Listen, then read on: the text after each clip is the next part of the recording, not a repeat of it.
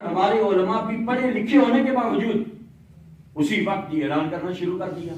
کم از کم حدیث رسول صلی اللہ تعالیٰ علیہ وسلم کو سامنے رکھ کر کے اعلان کیا کرو.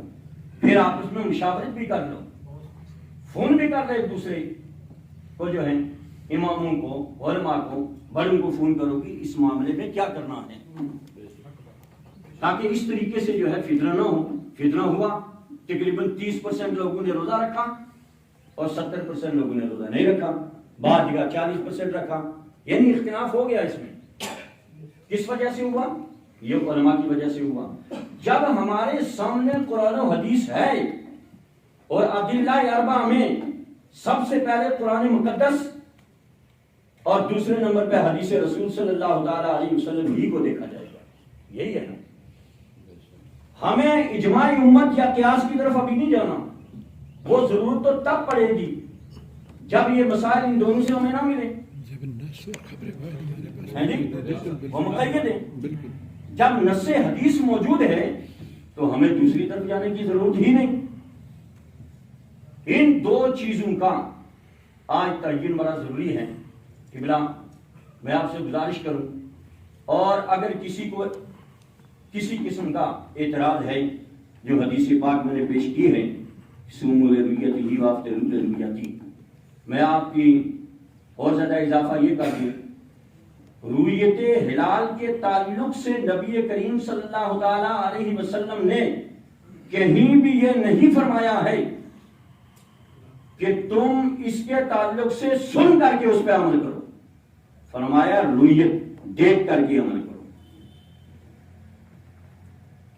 صحیح ابن خزیمہ کی حدیث پاک ہے, حدیث پاک ہے 1616 حدیث پاک نمبر ہے. حضرت ابو بختری رضی اللہ تعالی عنہ فرماتے ہیں, مجھے حضرت ام فضل رضی اللہ تعالی عنہا نے حضرت معاویہ کی طرف شام میں بھیجا. جب میں وہاں پہنچا تو میں نے جمعے کے دن چاند کو دیکھا. میرے ساتھ جو لوگ تھے انہوں نے بھی دیکھا, حضرت معاویہ نے بھی دیکھا, ہم سب نے روزہ رکھ لیا. پھر آپ فرماتے ہیں رمضان شریف کے آخری دنوں میں مدینہ واپس لوٹ کر کے آیا. حضرت عبداللہ بن عباس رضی اللہ تعالی عنہما سے ملاقات ہوئی.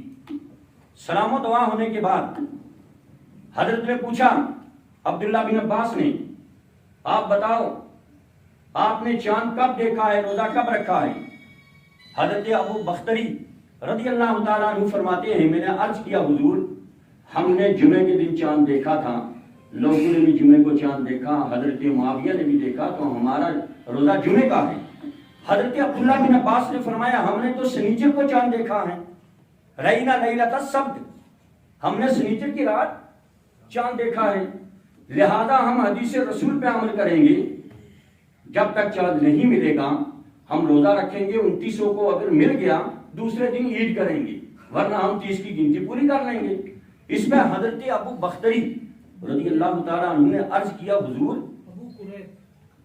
ابو قریب بھی, ابو قریب بھی جو ہے ان کا ذکر بھی ہے. اس میں انہوں نے یہ کہا, عرض کیا حضور ہمارا دیکھنا, حضرت معاویہ کا دیکھنا, وہاں کے لوگوں کا دیکھنا کیا کافی نہیں ہے؟ حضرت سیدنا عبداللہ بن عباس رضی اللہ تعالی عنہما نے فرمایا لا ہاکذا امرنا رسول اللہ صلی اللہ تعالی علیہ وسلم, نہیں آپ کا دیکھنا کافی نہیں, ہم نے اس شہر میں دیکھا ہے, تم نے اس شہر میں دیکھا ہے. ایک شہر کی خبر دوسرے شہر کے لیے کافی نہیں.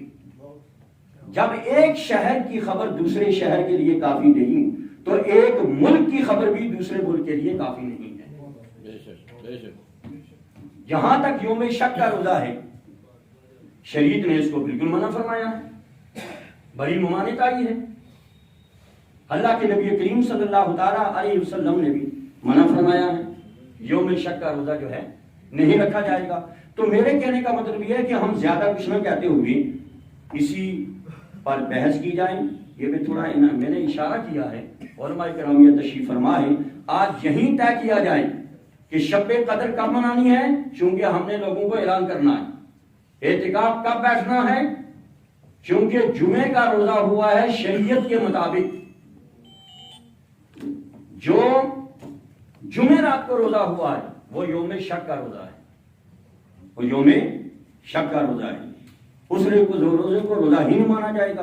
یا آپ میں سے اگر کوئی بتائے جس نے اپنی آنکھوں سے چاند دیکھا ہو گواہوں کے ساتھ، ایسا ہے یا صحیح گواہی لی ہو، تو دوسرا دیکھو نا، آج مولانا ناصر الاسلام صاحب جنہوں نے 5 دن کے بعد اعلان کیا،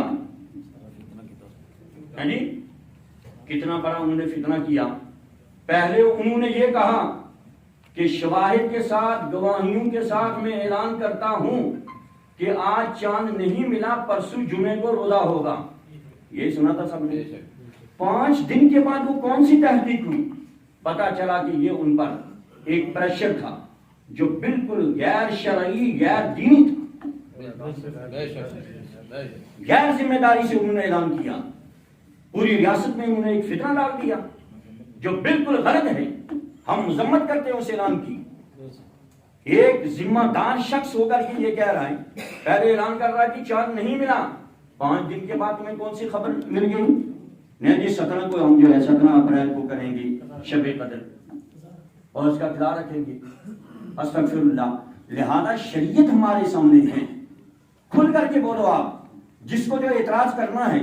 علماء کرام کی یہاں ایک کریم بیٹھی ہوئی ہے، ایک بڑی جماعت بیٹھی ہوئی ہے، آپ اعتراض کرو، الحمدللہ میں آپ کے سامنے شریعت کی روح سے جواب دینے کے لیے تیار ہوں، ہمارے علماء تیار ہیں، جو اعتراض آپ کو بنتا ہے وہ کیجیے تاکہ آج اس کو ختم کیا جائے اور آج ہی اعتکاف و شب قدر کا تعین کیا جائے۔ آپ تائید کرتے ہیں؟ اللہ تعالیٰ ہم سب کو اس عمل کی توفیق عطا فرمائے۔ ہمارا بیچ میں ضرورت ہوئی تو پھر